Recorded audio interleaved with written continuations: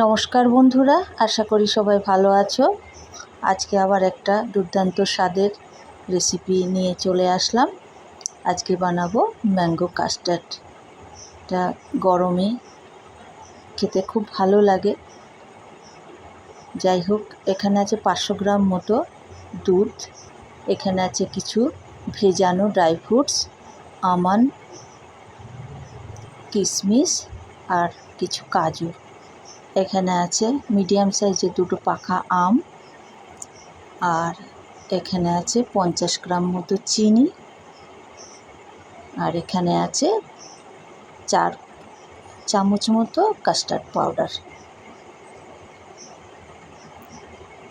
Mango custard বানানোর জন্য দুধটা কড়াইয়ে দিয়ে দিয়েছি। দুধটা ভালো করে জাল দিয়ে নেব বন্ধুরা। দুধটা ফুটে উঠেছে বন্ধুরা, ভালো করে জাল দিয়ে নিয়েছি দুধটা ভালো করে জাল দিয়ে নিয়েছি। এবার চিনিটা দিয়ে আর একটু ফুটিয়ে নেব।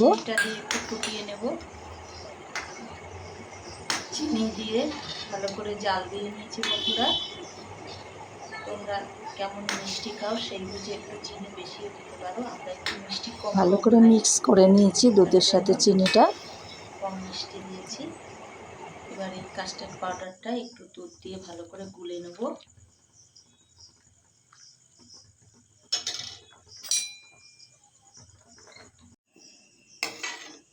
চিনি দিয়ে কাস্টার্ড পাউডার দিয়ে মোটামুটি ফুটিয়ে নিয়েছি বন্ধুরা।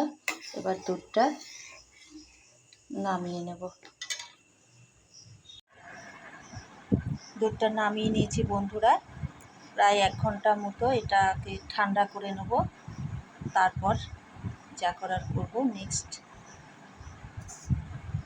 ঢেকে রেখে দেবো।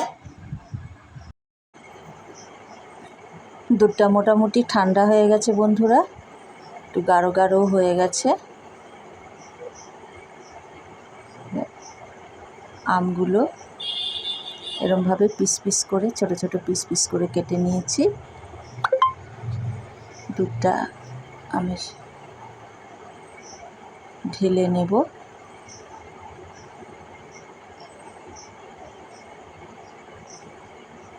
ড্রাই ফ্রুটস কুচি করে রেখেছি, দিয়ে দেবো।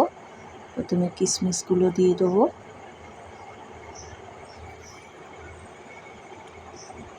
কাজু টুকরোগুলো দিয়ে দেবো,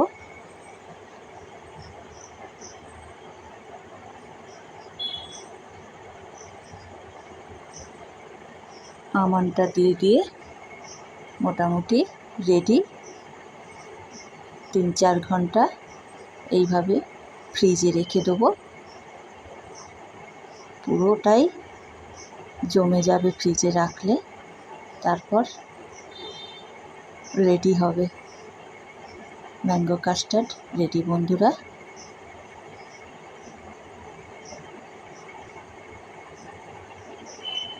দারুণ একটা সুস্বাদু খাবার শেয়ার